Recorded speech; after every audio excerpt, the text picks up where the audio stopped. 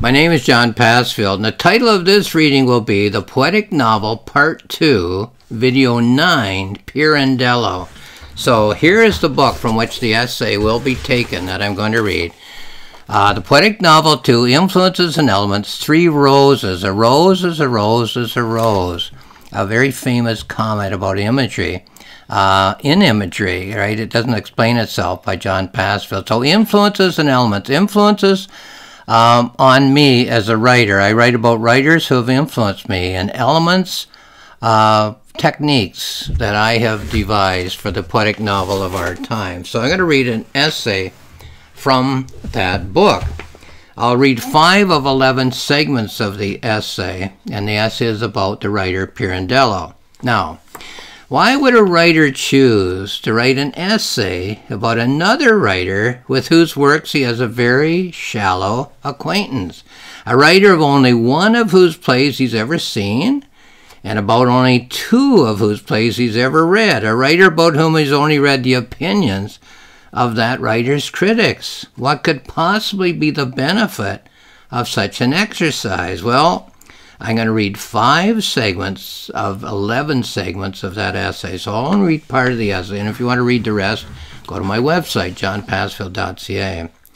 I don't know the works of Pirandello. I remember seeing the play 6 Characters in Search of an Author on stage many years ago. I did not study Pirandello in my 20s and 30s when I was exploring the form of the poetic play, as I did not see any connection between what little I knew of him, Pirandello, and what the poetic play meant to me as an art form. Only recently have I become interested in Pirandello, and only as a means of clarifying my own sense of the poetic novel as an art form. I'm going to cite quotations from essays about Pirandello with no attempt to discuss their merits in terms of the elimination. I am going to cite quotations from essays about Pirandello with no attempt to discuss their merits in terms of the illumination of the Pirandello works, but rather in terms of the concepts that these comments draw from me when I read them. My focus at all times is the poetic novel.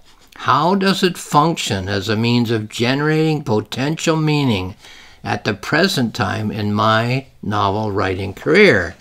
And how can I improve the present form as I move forward into the next stage of my work? These quotations are taken from essays on Pirandello in various source books. So the first one is by Francis Ferguson, Ferguson. Francis Ferguson. It's a fairly long quote. Here it is. When he sensed the analogy between his problem as an artist and the problems of his tormented characters, who were also seeking form and meaning, he had the clue to his new theatrical form and to the peculiar sense of human action as itself theatrical, which this form was to realize. His inspiration, Pirandello's inspiration, was to stop the film of his characters' lives, to play over and over again some crucial episode in this sequence, to dispute its form and meaning on the public stage. By this means, Pirandello found a mode of action which he and the actors and the characters in the audience could all share by analogy. Now that's the end of the quote by Francis Ferguson. Here's me taking over. This sounds very familiar. Not about the characters being tormented in my novels, but about the seeking of form and meaning being shared by both the characters and the author. Seems to me that the traditional narrated past tense novel posits 2 levels of consciousness, number 1 and number 2. Number 1, the character is on the lower level and is being described in the past tense of the narrator and the reader as having lived through a present tense experience. It's over now. 2, the narrator is on a higher level of understanding, is able therefore to show the reader how the character achieved whatever meaning or stability, or reconciliation or equilibrium that character was able to reach by the end of that experience. So the narrator raises the reader up to his or her level above the character. That's in the prose novel. Okay, the poetic novel, in contrast, doesn't do that. Number one, the poetic novel has no narrator and presents the author and the main character as completely equal. Nobody's above anybody. Each knows the novel-length image pattern that the main character is making in his or her present tense mind of the life that he or she is leading and has been leading, and each must interpret the unfolding image pattern if any speculative meaning is to be acquired at all. So nobody's ahead of anybody in knowledge or understanding. Number two, the reader is invited to share on an equal level of knowledge the image pattern and the need to interpret that image pattern for himself or herself on an equal but unshared quest for understanding. So the reader is not put above the character. The reader is made equal to the character and the author. That the three, author, character, and reader, never meet and do not share whatever insights their own experiences are able to suggest them as part of the meaning of a poetic novel of an art form. So they're all equal in that they all get to interpret, but they don't share their interpretation. Perhaps the shared meaning, the prose novel, and the not shared meaning, the poetic novel, is one of the fundamental differences, both technically and thematically, between the two branches of the art form of the novel. That's what upsets a lot of people. They read a modernist novel and they say, well, there's no narrator telling me what it means. Well, it's a different kind of novel, that's all. The comment about a mode of action, which Pirandello and the actors and the characters and the audience could all share, is in line with the poetic novel rather than with the prose novel, if what they are sharing in Pirandello's drama is the mode of action rather than an interpretation. So they can all share an action. They can't all share an interpretation in the poetic novel. The comment about stopping the film and playing it over and over again is analogous to the technique of the poetic novel, in that many of the events of the life experience of the main character are examined from many angles by the employment of many image categories in an attempt to illuminate potential meaning in those events.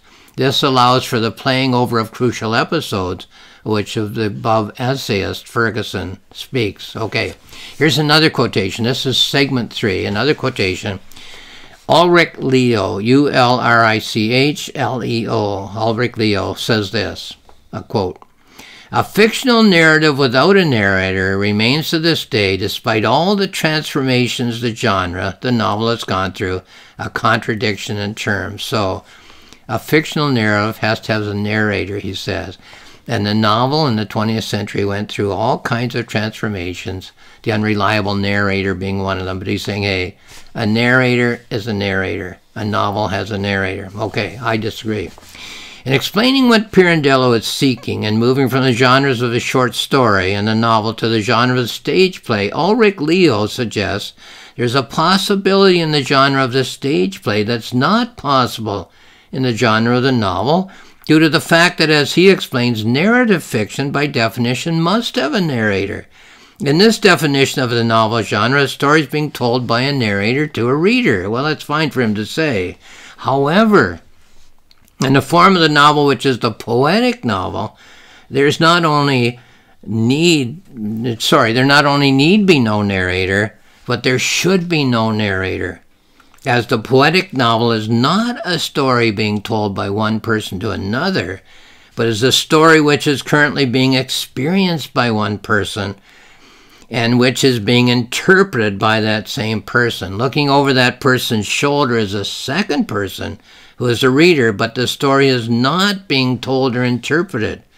Both character and reader in the poetic novel are in a position of viewing the same image pattern, the pattern that's developing in the mind of the main character, and each is involved in the adventure of interpreting that pattern of imagery in light of his or her own ability to understand its potential meaning.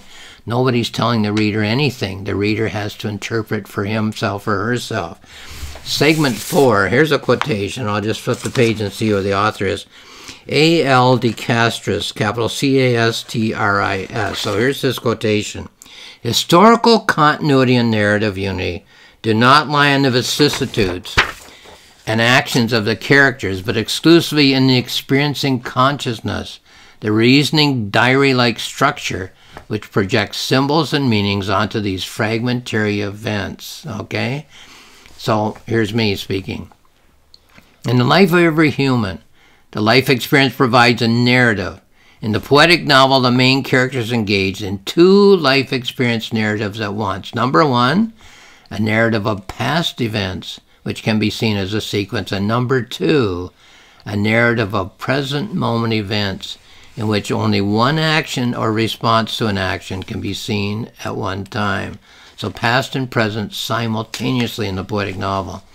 The mind of the character reconstitutes the events of past and present into an instantaneous image pattern into which he or she inserts extra narrative imagery, imaginative imagery, which is designed to illuminate the image pattern which the events of the life experience are providing as potentially significant elements in a search for potential meaning. As soon as an image pattern has been created as a means of interpretation, it vanishes, and a different, new, but similar image pattern, one which is being adjusted for new life experience and new image thought, takes its place in the mind of the main character. However, the only image pattern that the reader is privileged to see and to interpret from among so many, perhaps thousands in a nanosecond, is the image pattern which has been selected by the author from the mind of the main character and printed as the text of the book. Part 5, another quotation. Robert Brustein, B-R-U-S-T-E-I-N, says this. Here's the quotation. To accept a definition, to become a somebody, is to be frozen in time. Just as art, the defined world of the artist rigidifies in its prison of form. The typical Pirandellian drama is a drama of frustration which has as its core an irreconcilable conflict between time and timelessness, or life and form, and whether the author is reflecting on human identity or the identity of art, the terms of the conflict remain essentially the same. So life versus form, time versus timelessness. Now, here's my comment. It is possible that many critics have made the mistake of assuming that what the main characters of serious literature want for themselves, a definition of the self, whether in the context of a complete society or in the context of a single relationship, the art form, whether novel or play, also wants for the main character. Is this why we seem to feel that tragedy by definition ends unhappily?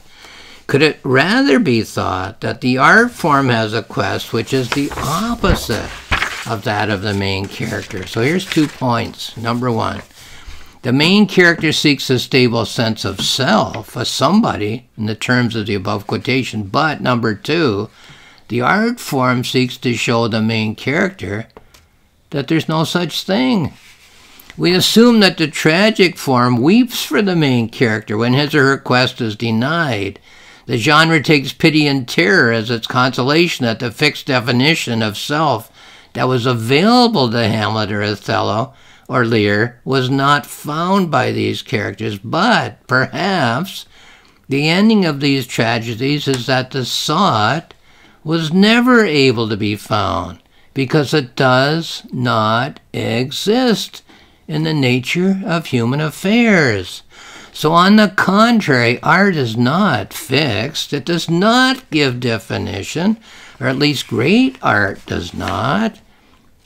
It demonstrates to the main character and readers and viewers alike that the nature of life is to be unfixed, but seeking fixity, to be undefined, but attempting to define, and to have one's unlifelike assumptions about the graspability of life swept away. Poor art is the opposite of life. Great art is the echo of life, the mirror of life, the depiction of life. It tells us essentially that all meaning is speculation, and the great tragic characters of life are those who momentarily, in terms of the plot, think otherwise. Now, the essay goes on, but I'm going to stop there. As mentioned, I've only read part of this essay. The complete essay can be found on my website, johnpassfield.ca. And now I'll read a note that I wrote as I reviewed this essay for this video presentation. So here's my new note. So why would I choose to write about Pirandello when I've only seen one of his plays, Six Characters in Search of an Author, and that was at least 50 years ago. When I was in my 20s, my wife and I went to see a play in Hamilton, Ontario. When I've only read that play, and as far as I can remember, the Pirandello play Henry IV. What do I think I know about Pirandello that would make it interesting for me to write about him? Well, in this book, the Poetic Novel 2, I'm not actually writing about any of the authors about whom I'm writing essays. There are 15 essays in each of my books, Poetic Novel 1, Poetic Novel 2, for a total of 30 essays about writers, and in every essay, the only writer I'm writing about is myself. What I'm interested in is not the Pirandello treatment of certain topics. What I'm interested in is the John Passfield treatment of these same topics. So when I recall dimly from 50 years ago that Pirandello is interested in the interaction of an author and the characters of a work of fiction, then I realize that I too am interested in that particular way of imaging the human response to the universal experience of life. So what I do then is to brush against Pirandello. What I do then is to brush against the Pirandello treatment of those topics. I much prefer to get a sideways glance at the Pirandello writings rather than a direct experience of the Pirandello writings. I don't think it's so much that I'm afraid I'll end up imitating the Pirandello writings. It's just that despite the fact that I've written many books of critical theory, not only the 2 books that I've just mentioned, but also a planning notebook and a reflective journal for every one of the 37 items of fiction that I've written, I don't consider myself to be a literary critic. I don't have any theories about the authors that I study, nor do I wish to convince anybody that any of my theories has any validity for the writings of those authors. What I am attempting to do is to get a much more clear sense of what my writings have amounted to at this point in my writing career and how I can improve my future writings as I move on. I do not seek a critical understanding of the works of other writers at all. It's by the creative misunderstanding of the works of other writers that I come to a creative understanding of my own. So, once again, this is the book from which I'm reading this essay, and we'll read other essays and other video presentations. A Poetic Novel 2, Influences and Elements. If you go to my website and click on the cover icon at johnpassfield.ca, the book will be there for you to read if you're interested in theory. So lastly, I'll just say thank you for watching this video presentation.